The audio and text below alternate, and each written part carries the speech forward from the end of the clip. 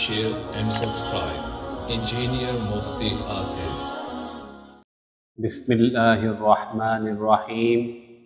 قال اللہ تعالی فی سورة المؤمن النار يعرضون عليها غدوا وعشيا ويوم تقوم الساعة ادخلوا آل فرعون أشد العذاب. صدق اللہ العظیم. سورۃ مومن کی یہ آیت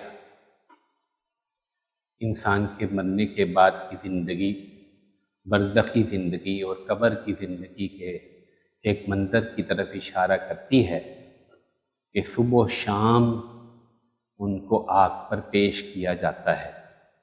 اشارہ تو فرعون اور اس کی آل اور اس کے ماننے والوں کی طرف ہے. یہ صبح و شام کا آگ پر پیش کیا جانا یہ قیامت سے پہلے ہے.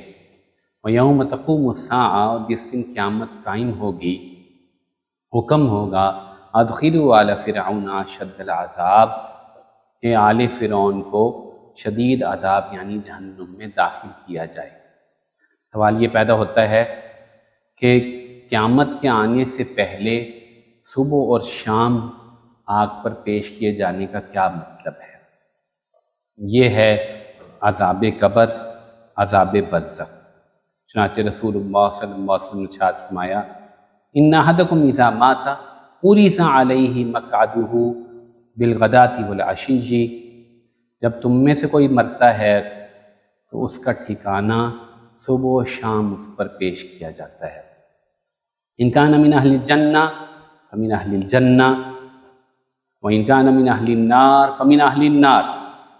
فرمایا اگر وہ جنتی ہوتا ہے تو اس کو جنت کا ٹھکانہ دکھایا جاتا ہے، اگر وہ جہنمی ہوتا ہے تو اس کو جہنم دکھائی جاتی ہے. فیقال، اور کہا جاتا ہے ھذا مقعدک حتی یبعثک اللہ الی یوم القیامہ. کہا جاتا ہے بھائی یہ دیکھ لے، وہ فلاں یہ سن لے، یہ دیکھ لے، ھذا مقعدک، یہ ہے تیرا ٹھکانہ، یہاں تک کہ اللہ تعالیٰ تجھے قیامت والے دن اٹھائے گا اور پھر یہاں داخل کرے گا. تو معلوم ہوا کہ عذاب قبر حق ہے. رسول اللہ صلی اللہ علیہ وآلہ وسلم بہت زیادہ پناہ مانگا کرتے تھے، بہت تاکید فرمایا کرتے تھے. مسلم شریف کی روایت ہے اِنَّهُ أُوحِيَ إِلَيَّ أَنَّكُمْ تُفْتَنُونَ فِي قُبُورِكُمْ، مجھے یہ وحی کی گئی ہے کہ تمہاری قبروں میں بہت سخت آزمائش ہوگی. ایک جگہ آپ علیہ السلام نے فرمایا لَوْ تَعْلَمُونَ مَا أَعْلَمُ لَبَكَيْتُمْ كَثِيرًا وَلَضَحِكْتُمْ قَلِيلًا. اسْتَعِيذُوا بِاللَّهِ مِنْ عَذَابِ الْقَبْرِ. فرمایا لوگو جو میں جانتا ہوں اگر تم جان لو تو تم بہت زیادہ رویا کرو، بہت تھوڑا ہنسا کرو، اللہ سے عذاب قبر سے پناہ مانگا کرو. چنانچہ آپ علیہ الصلوۃ والسلام ہر نماز کے بعد عذاب قبر سے پناہ مانگتے تھے. اللہم انی اعوذ بک من عذاب القبر وَأَعُوذُ بِكَ مِنْ عَذَابِ جَهَنَّمَ وَأَعُوذُ بِكَ مِنْ فِتْنَةِ الْمَحْيَا وَالْمَمَاتِ وَأَعُوذُ بِكَ مِنْ فِتْنَةِ الْمَسِيحِ الدَّجَّالِ. بہت کثرت سے اور بہت تاکید سے ان چار چیزوں سے پناہ مانگنے کا حکم دیا نماز کے آخر میں.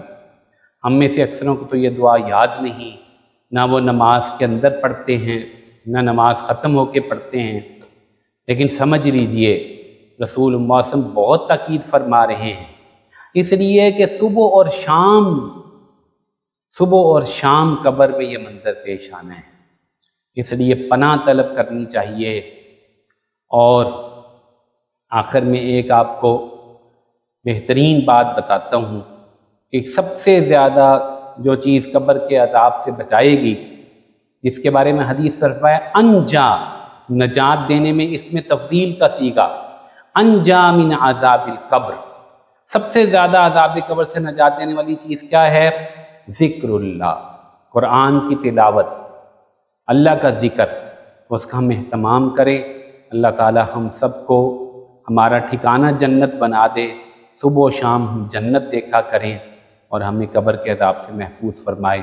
وآخر دعوانا الحمد للہ رب العالمین۔